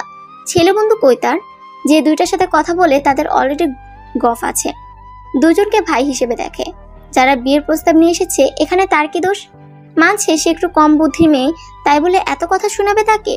কয়দিন আগে সে না প্রেম নিবেদন করলো, তাকে নিয়ে সেও কিছু কিছু ভাবতে শুরু করেছিল। সব কি মোহ ছিল? নিধি মনে হচ্ছে আর দাঁড়িয়ে থাকতে পারছে না। ইমরেত কুল ডাউন, অনেক বলে ফেলেছো। স্মৃতি আর কিছু বলতে যাবে, তার আগে ইমরেত বাধা দিল। ওকে বলো আমার চোখের সামনে থেকে চলে যেতে, আমি নিতে পারছি না ওকে আর। ইমরেত কড়াভাবে বলল। স্মৃতির বিস্ময় হয়ে তাকিয়ে আছে যে রাগের শিকার হয়ে ইমরেত নিধিকে যত কথা শোনালো এর ফলে না তাকে পস্তাতে হয়। নিধির মনে হচ্ছে সে আকাশ থেকে পড়েছে ইমরেতের এই বিহেভিয়ার দেখে। নিজেকে সামনে নিয়ে উপরের দিকে যাচ্ছে, কিন্তু পাটাও মনে হচ্ছে ধীর পায়ে রুমে যেয়ে মাহিকে তার মা ডাকছে বলে ঘরের দরজা বন্ধ করে দিল। নিধি বুক ফেটে কান্না আসছে। এরকম বকা কখনো কোনোদিন খায়নি সে। কি দোষ ছিল তার? সে তো জানতো না তার জন্য বিয়ের প্রস্তাব আসছে। সে জানলে কি নিচে নামতো? বাবা মাকে তার খুব মনে পড়ছে। বালিশ আঁকড়ে ধরে কেঁদেই যাচ্ছে। স্মৃতি পেছন পেছনে সে দরজা নক করে রেসপন্স পায়নি। টেনশনে তার জান ও শুকিয়ে যাচ্ছে। কি থেকে কি হয়ে গেল আজকে? অপরদিকে ইমরিত নিজের রুমে সে নিজেকে লক করে বসে আছে। ঘরের জিনিসপত্র ভাঙচুর করে যাচ্ছে, তারপরও ক্ষান্ত হয় না সে। হাতে থাকা ফ্লাওয়ার বাসটা ভেঙে বলল, সাহস কি করে হলো আমার নিধির জন্য বিয়ের প্রস্তাব আনার? নিধির উপর শুধু আমার এই ইমরেত চৌধুরীর অধিকার। নিধি শুধু আমার। সব কয়টাকে শেষ করে দিব যে আমার নিধিকে কেড়ে নেওয়ার জন্য আসবে। যখন ইমরিত একটু শান্ত হলো তখন তার টনক নড়ল। নিধির সাথে ক্রোধের বশে কি বিশ্রী বিহেভিয়ার করেছে মনে পড়তেই তার মাথাটা কেমন যেন ফাঁকা ফাঁকা লাগছে। তাৎক্ষণিকভাবে ইমরিত নিজের রুমের দরজা খুলে বেরিয়ে পড়ল নিধির রুমের উদ্দেশ্যে। নিধির রুমে দরজা ধাক্কিয়ে চলে যাচ্ছে, কিন্তু নিধি দরজা খুলে না। স্মৃতি এমন দরজাতে বাড়ি দেওয়ার আওয়াজ শুনে মাহিকে বুকে থেকে নামিয়ে মেহবুবের কোলে দিল যেন ওকে দেখে। স্মৃতি ছুটলো নিধির ঘরের দিকে, যেহেতু আওয়াজটা ওইখান থেকে আসছে। স্মৃতি এসে ইমরিতকে জিজ্ঞেস করলো, কি করছো কি এখন তুমি? দেখো না ভাবি, নিধি দরজা খুলছে না। এই নিধি, দরজা খুলো। দিল আরেকটা বাড়ি। স্মৃতি বলল, ও খুলবে না, আর ও না করেছে যেন কেউ বিরক্ত না করে। তুমি তো চেয়েছিলে যেন ও তোমার সামনে না আসে। তো ভাবি প্লিজ, তুমিও জানো আমি রাগের মধ্যে বলেছি, রাগ উঠলে হুঁশ থাকে না। আর ও বললেই হলো দরজা খুলবে না। এই খুলো, লাস্টবার বলছি। তখন না হয় রেগে বলেছি, এখন কিন্তু সত্যি সত্যি তোমার কানের নিচে চটকানা পড়বে একটা। ইমরিত চিল্লিয়ে বলছে, কাম উইথ মি। ইমরিতের হাত ধরে স্মৃতি টেনে নিয়ে গেল ডাইনিং এ। ইমরিতের সামনে পানির গ্লাস ধরল স্মৃতি। ইশারা জানালো পানিটা খেতে হবে এখন তাকে। ইমরিত পানিটা নিয়ে এক নিঃশ্বাসে খতম করে ফেললো। লিসেন টু মি কেয়ারফুলি ভাই। তুমি আজ যা ওকে বলেছো অন্য কোনো মেয়ে হলে কিন্তু এখনই বাড়ি ছেড়ে চলে যেত, কিন্তু ও আছে কারণ ওর মা বাবা আমাদের উপর অনেক ভরসা করে তাকে এখানে পাঠিয়েছে। সে চায় না তার বাবা মায়ের কাছে আমরা ছোট হই। আর তুমি যা বলেছো আজকে, তাতে তুমি নিজেও জানো নিধির মতো মেয়ে এই আমাদের জেনারেশনে পাওয়া খুব দুষ্কর। নিধির চালচলন যেমন সোজা সরল, তেমনি নিধির মনটাও পানির মতো স্বচ্ছ। নিধিকে আমার ছোট বোন আর কলিজাও ভাবি আমার, কারণ আমার নিজের কোনো বোন নেই। তুমি যখন নিধিকে এসব বলেছিলে মনে হচ্ছিল তোমার গলায় একটা থাপ্পড় দেই, কিন্তু দেই নাই কেন জানো? নিধিকে যেমন বোন ভাবি, তোমাকেও আমি ভাই ভাবি, কারণ আমার ভাইও নেই। নিধিকে যতটা ভালোবাসি আমি তোমাকেও আমার ভাই হিসাবে ততটাও ভালোবাসি, তাই তোমাকে বোন হিসাবে আমার শাসন করতে বাধা দেয়। তুমি নিজেও বুঝতে পারছো এখন রাগের বশে কথাগুলো যা বলেছো তা ভুল। রাগের বশে আমরা অনেকটাই হিংস্র হয়ে যাই। তুমি তো এমন ছিলে না। আমি জানি যতটুকু তোমাকে দেখেছি আর চিনেছি আর বুঝেছি যে তুমি তোমার এইসবের প্রতি কন্ট্রোল রাখো। তবে আজ কেন এরকম হলো? জানি নিধিকে নিয়ে তুমি অতিরিক্ত সিরিয়াস, অতিরিক্ত ভালোবাসো তুমি তাকে, কিন্তু তুমি আজ যা বলেছো ওকে, তাতে তোমার জন্য ওর মনে একটা দাগ কেটে গেছে। সে অনেক কষ্ট পেয়েছে ইমরে। স্মৃতি কথাগুলো বলল। I know that I hurt her a lot, but she also have to why I so mad about her that time. ইমরাত মাথা নিচু করে বলল, সবাই সবকিছু বোঝে না ভাই। তুমি যতটা ম্যাচিউর ও ততটা না। ও নরম মনে অনেক আঘাত পেয়েছে তোমার এই বিহেভিয়ারে। স্মৃতি বলল, আমি ওকে মানিয়ে আসি। ইমরাত উঠতে গেলে স্মৃতি বসালো ওকে আবার।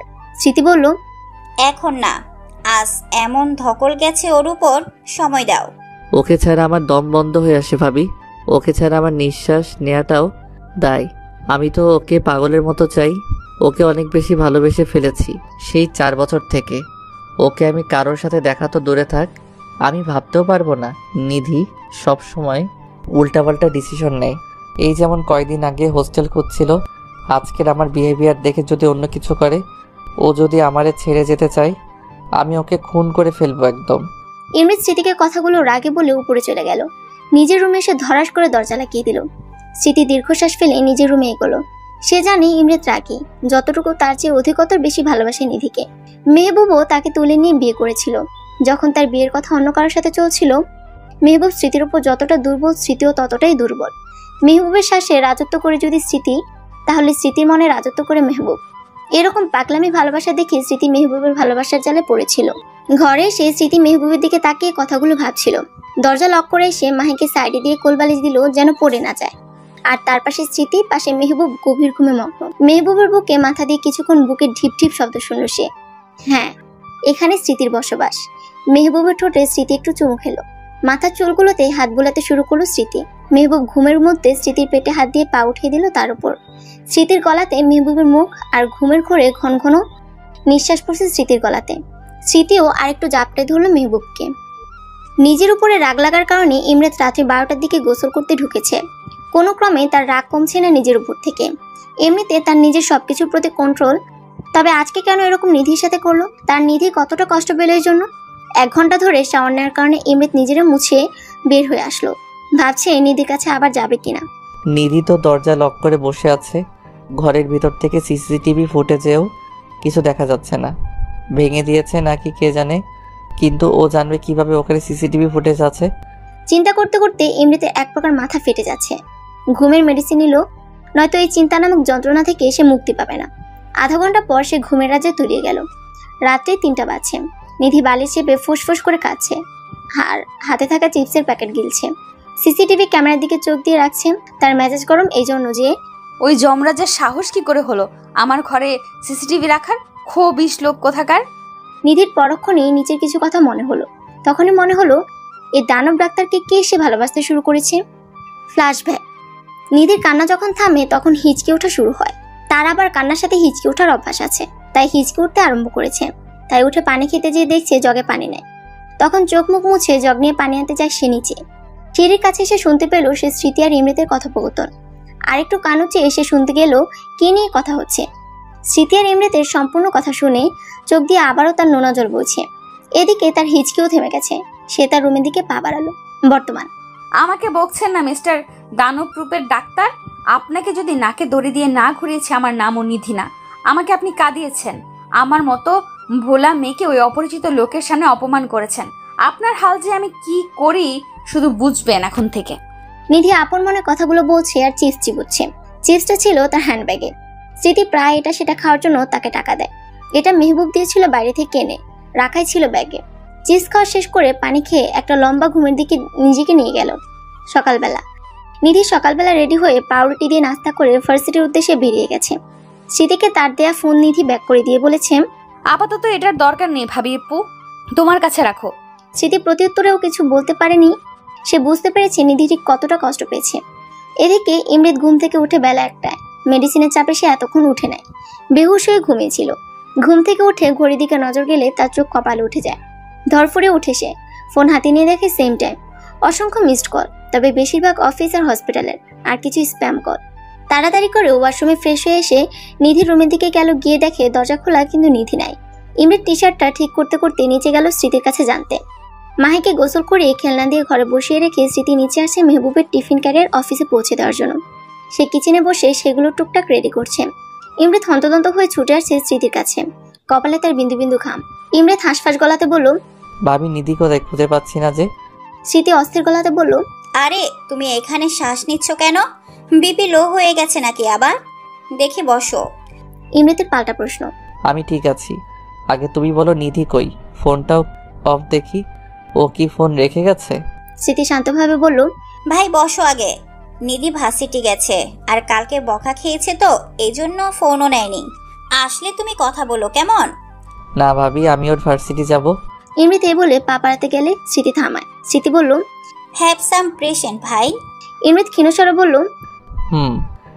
স্মৃতি মেহবুবের টিফিন পাঠিয়ে ফোন থেকে মেসেজ করলো মেহবুবকে, যা দিয়েছি তা যেন ব্যাগ না আসে। ব্যাগ আসলে ঠোঁটের ছাল তুলে নিব আমি। স্মৃতি ইমৃতকেও খাইয়ে দিল। স্মৃতি বুঝতেছে ইমৃত কালকের বিহেভিয়ারের জন্য ভয় আছে নিধি না কিছু করে বসে। কেমন ক্লান্ত লাগছে তাকে। আল্লাহর কাছে সব ঠিক করে দেওয়ার জন্য বলেছে বারবার স্মৃতি। অফিসে মেহবুব কাজ সেরে ফোন চেক করলো, দেখে তার বউ মেসেজ দিয়ে পাঠিয়েছে। মেসেজ দেখে বাঁকা হাসি দিল সে। মেসেজ পড়তে পড়তে ড্রাইভার এসে দরজা নক করে খাবার দিয়ে গেল। মেহবুব বাঁকা হেসে বলল, এখন তো এসব খাবো, রাতে তোমাকে না পেলে তোমারও ঠোঁটের ছাল তুলে নিব। আমি মেহবুব চৌধুরী। নিধি সন্ধ্যায় বাড়িতে আসে, কিন্তু কারোর সাথে দেখা করেনি। যেখানে ইমৃত থাকে সেখানে থাকা যায় না। খাবারও নিজের ঘরে খায়, দরজা সবসময় বন্ধ করে রাখে। নিধি প্রতিদিন খুব সকালে যায় আর সন্ধ্যায় আসে। এইভাবে কেটে যায় বেশ কিছুদিন, 7 দিন পর। এইভাবে নিধির বিহেভিয়ার 7টা দিন ধরে চালাচ্ছে। ইমৃতের বাড়িতে থেকেও ইমৃতের সাথে দূরত্ব বজায় রেখে চলছে। ইমৃতের এদিকে দম বন্ধ হয়ে আসছে। নিধির উপর এত বেশি রাগ জন্মেছে এ কয়দিনে বলার কথা না। হসপিটালের কোনো সার্জারিতে হাত দিতে পারেনি সে, না অফিসের কোনো কাজে। ইমৃত আজ নিধি নামক একটা বিহিত করেই ছাড়বে। যা বলেছিলাম সেটার খোঁজে। ইমৃতের শান্ত জবাব ফোনের ওপাশের ব্যক্তিকে কল করে। কামিং। ইমৃত ফোন কেটে বেরিয়ে গেল গাড়ি নিয়ে। নিধি ভর দুপুরবেলা ক্লান্ত শরীরে দাঁড়িয়ে আছে রিক্সার জন্য। মাত্র একটা বাচ্চা টিউশনি শেষ করলো সে। এখনো অনেক বাচ্চা বাকি আছে। হ্যাঁ, সে টিউশনি আরম্ভ করেছে। সিদ্ধান্ত নিয়েছে ইমৃতের বাসা ছেড়ে দেওয়ার। 1 পা 2 পা করে আগাচ্ছে, কিন্তু মাথাটা ঝিমঝিম করছে নিধির। তার সামনে একটা গাড়ি থামলো। গাড়ি থেমে সেখান থেকে একটা পুরুষ নেমে সে নিধির গালের উপর সর্বশক্তি দিয়ে একটা থাপ্পড় মারলো। এমনি ক্লান্ত শরীর, আর এমন থাপ্পড় খেয়ে নিধি আর টাল সামলাতে পারলো না, নিচে বসে গেল। ঝাপসা চোখে দেখে শুধু একটা কথা বলল, যমরাজ, আপনি আমাকে আবার মারলেন? নিধি কথাটা বলে জ্ঞান হারিয়ে ফেলল। মেঝেতে তার মাথাটা পড়ার আগে ইমৃত নিধির মাথাটা তার বুকের সাথে চেপে ধরল। আশেপাশের মানুষ তাকাচ্ছে তাদের দিকে। ইমৃত সবার দিকে কেমন রক্তচক্ষু নিয়ে তাকালো। Show and now go all of you. আমার বউ বেশি তেরামি করছিল তাই মেরেছি। দেখা শেষ, জাস্ট লিভ। ইমৃতের চিল্লানি শুনে যে 5-6 জন মানুষ ছিল কেটে পড়লো। তোমার অবস্থা যে কি করি আমি এখন থেকে টের পাবা। 7টা দিনের তীব্র জ্বালা তোমার উপরে আমি ঝাল তুলব। ইমৃত নিধির মুখের দিকে তাকিয়ে বলে উঠল। নিধিকে কোলে নিয়ে ইমৃত গাড়িতে বসে ড্রাইভ করতে লাগলো। বিকালবেলা নিধি জ্ঞানহীন হয়ে বেডে পড়ে আছে। স্মৃতির পাশে মেহবুব দাঁড়িয়ে আছে। ইমৃত হাত মুঠো করে সোফায় বসে আছে। মুখ দেখে মনে হচ্ছে এখনো যমরাজের রাগ কাটেনি। একে কোথায় পেলি তুই? এরকম ভাবে পড়ে আছে কেন? জ্ঞান হারালো কিভাবে? এরকম নানান প্রশ্ন মেহবুব 2 ঘন্টা যাবত করেই যাচ্ছে ইমৃতকে, কিন্তু ইমৃত কাউকে কোনো জবাব দিচ্ছে না। মেহবুব এবার বিরক্তি সুরে বলল, ভাই বলবি তো নাকি? স্মৃতির দিকে তাকিয়ে ইমৃত দীর্ঘশ্বাস ফেলে বলল, ও 7 দিন যাবত ঠিক না খায় না, তুমি যে খাবারগুলো প্রতিদিন দিয়ে আসো সেইগুলো প্রতিদিন সকালে দারোয়ানকে দিয়ে আসে। টিউশনি করাচ্ছে 7 দিন ধরে, রোদে হেঁটে আসে। স্মৃতি আর মেহবুব প্রচন্ড অবাক হলো। নিধির মুখ দেখে মনে হচ্ছে এই কয়দিনে ইচ্ছা করে না খেয়ে নিজেকে কষ্ট দিয়েছে। রাগ আমার উপর সেহেতু ঝালটা আমার উপর দিয়ে মেটাতো সে। কেন সে নিজেকে কষ্ট দিল? ও কি জানে না ওর কষ্টে আমার দ্বিগুণ কষ্ট হয়? স্মৃতি আর মেহবুব কি বলবে ভেবে পাচ্ছে না। আসলে তাদেরও ভুল, নিধির দিকে কড়া নজর দেওয়া উচিত ছিল। বাচ্চা মেয়ে আমানত সে, কিন্তু দিনের পর দিন সে নিজেকে এইভাবে কষ্ট দিবে এটা ধারণার বাইরে ছিল তাদের। নিধির দিকে তাকিয়ে, ভাইয়া তুমি ওর বাবা মাকে ফোন দাও, বিয়ের ডেট ফাইনাল করো। I don't want any kind of excuses. ও যা করেছে সেই নিয়ে আমি আর রিস্ক নিতে চাই না। ইমরান শান্তভাবে বলল। মেহবুবও সায় দিল, কারণ নিধির কর্মকাণ্ডে সেও ভয় পেয়ে গেছে কখন কি করে বসে। স্মৃতি শুধু একধানে নিধির শুকনো মুখের দিকে চেয়ে রইল। দীর্ঘশ্বাস ফেলে সে নিচে গেল। স্মৃতি চলে যেতে মেহবুবও পা বাড়ালো নিধির বাবা মাকে কল করার জন্য। ইমরান নিধির দিকে ক্রুদ্ধ চোখে তাকিয়ে আছে। ইমরান চোয়া শক্ত করে বলল, আমাকে কষ্ট দিতা আমি মেনে নিলাম, কিন্তু তুমি তোমার মধ্যে আমার বসবাসটাকে কষ্ট দিয়েছ। সেটা কি করে মেনে নেই বলো? তোমাকে শাস্তি অবশ্যই পেতে হবে। সন্ধ্যাবেলা নিধি টিপ টিপ করে চোখ খুলছে। আশেপাশে তাকিয়ে বেশ খানিকটা সময় লাগলো। সে কোথায় আছে? দুর্বল লাগছে তার নিজের কাছে নিজেকে। নিধির বসে উঠতে পরক্ষণেই মনে হলো তার সামনে ইমরেতে সে কত জোরে থাপ্পড় মেরেছিল। মনে পড়তে চোখে জল ভরে আসলো তার। নিধি চোখ মুছে ওয়াশরুমে গেল গোসল করতে। এরকম ভাবে সে 7টা দিন করেছে। গোসল সেরে নিচে যাবে তার আগেই স্মৃতি এসে পড়েছে তার রুমে। স্মৃতি নিধির দিকে তাকিয়ে আবার চোখ নামিয়ে নিল। খাবারটা শেষ করো। স্মৃতি শান্তভাবে জবাব দিল। নিধির বুকটা কেমনে মোচড় দিয়ে উঠলো স্মৃতির মুখে তুমি ডাক শুনে। কি হয়েছে ভাবিপু? তুমি আমাকে তুমি করে ডাকছো কেন? নিধি স্মৃতির দিকে এগিয়ে স্মৃতির হাত ধরে বলল, কিচ্ছু হয়নি, অপরিচিতদের আর আমার বয়সের ছোটদের তুমি বলি। স্মৃতি উত্তর দিল, কিছু তো হয়েছে, বলো। আমি কোনো ভুল করেছি? পড়ে থাকলে বকো, মারো, এইভাবে কথা বলিও না প্লিজ ভাবিপু। নিধি কান্নামাখা কণ্ঠে বলল। নিধির হাত নিজের হাত থেকে সরিয়ে বলল স্মৃতি, তুমি খাবারটা শেষ করো, আমি দাঁড়িয়ে আছি, আমার আরো কাজ আছে। নিধি এবার হাওমা করে কাঁদতে আরম্ভ করলো স্মৃতিকে ধরে। স্মৃতির এরকম বিহেভিয়ারের সাথে সে পরিচিত নয়। স্মৃতিও সামলাতে না পেরে উঠে নিধিকে ধরে সেও কেঁদে দিল।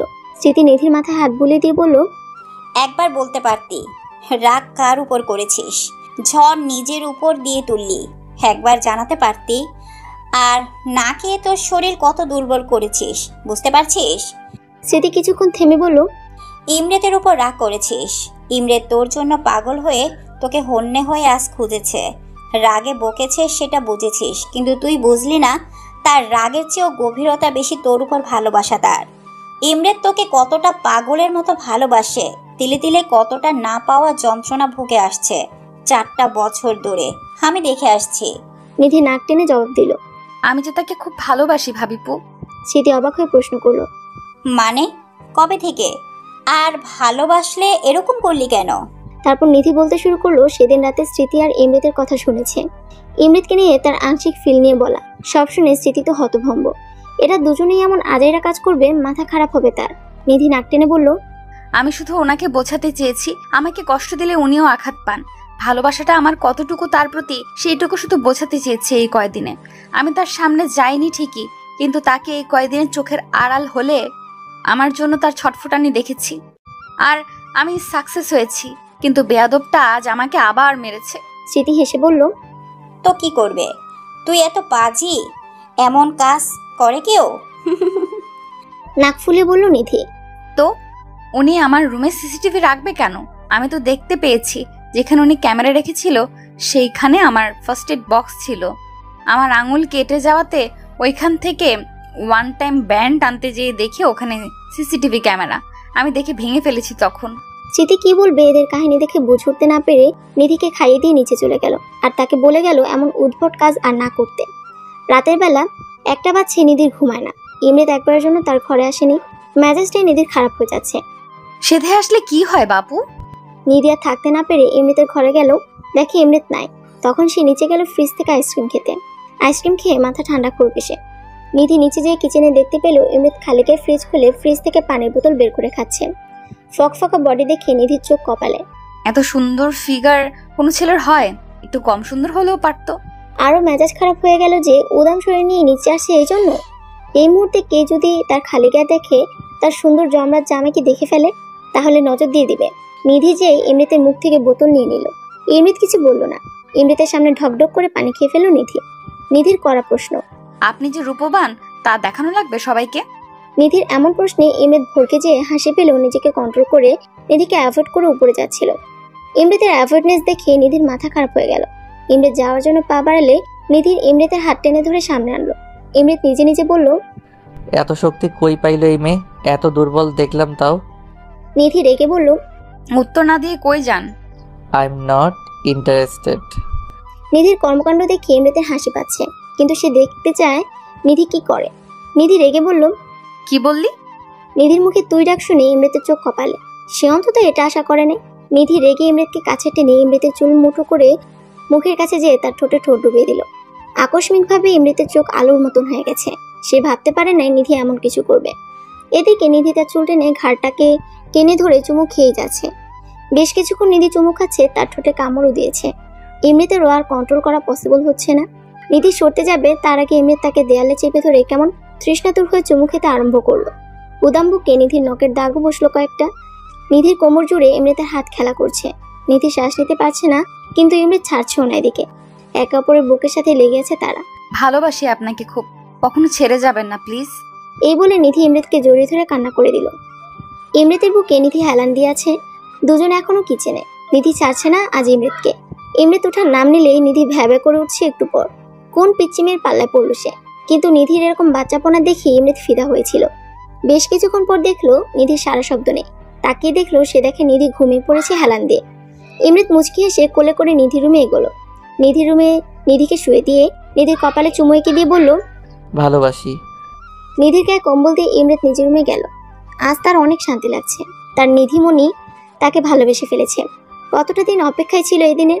ইমৃত নিজের ঘরে যে বালিশে মাথা দিয়ে চোখ বুঝলে নিধির হাসি মাখা ছবি ভেসে ওঠে। এর প্রতিবিম্ব দেখে ইমৃত মুচকি এসে ঘুমের রাজ্যে পাড়ি জমালো। সকালবেলা নিধি ঘুম থেকে উঠে ফ্রেশ হয়ে নিচে আসতে তার চোখ চড়ক গাছ। তার বাবা মা নিচে বসে হেসে হেসে কথা বলছে। ইমৃত তার মেহবুব ভাইয়ের সাথে তার মায়ের কোলে বসে মাহি কি যেন খাচ্ছে। নিধি মা বলে ডাকতে তার মা তার দিকে তাকিয়ে হাসি দিল।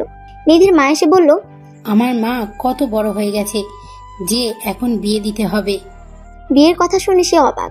পরে সব বিস্তারিত আলোচনা শুনে বুঝলো এই যমরাজ অর্থাৎ ইমৃত তার বাবা মাকে ডেকে এনে বিয়ের কথা তুলেছে। বিয়ের ডেটও ফিক্সড হয়ে গেল। ঘরোয়াভাবে বিয়ে হবে। নিধির এক্সাম শেষে বড় করে অনুষ্ঠান হবে।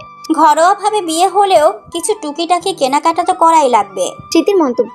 তাই তাদের সিদ্ধান্ত অনুযায়ী আজকে সন্ধ্যায় সবাই শপিংয়ে যাবে। ইমৃত নিধিকে একা ডাকলে নিধি শুধু মুখ ভেঙচি দিচ্ছে কখন থেকে।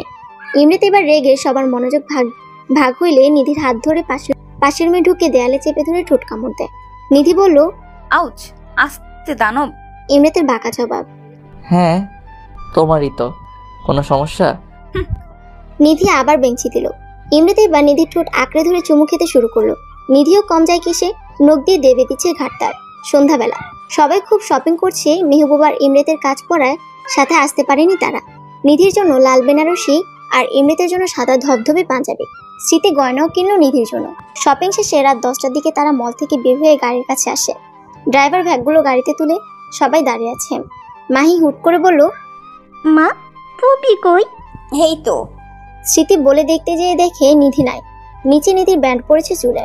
হন্য হয়ে খুঁজতে আরম্ভ করলো, কিন্তু পায় না। স্মৃতি আর নিধির মায়ের বুক কেমন করছে এইসব দেখে। তারা আরেকবার গোটা শপিং মল দেখে এলো, কিন্তু পেল না। স্মৃতি তখন মেহবুবকে ফোন করে জানাতেই মেহবুব ইমৃতকে জানালো। ইমৃতের বুক ধুক করে উঠলো ভাইয়ের এমন কথা শোনানোতে। ইমৃতকে বলার পর সে 1 সেকেন্ড দেরি না করে সাথে সাথে বাড়ি পৌঁছালো। বাকিরাও বাড়ি গেছে।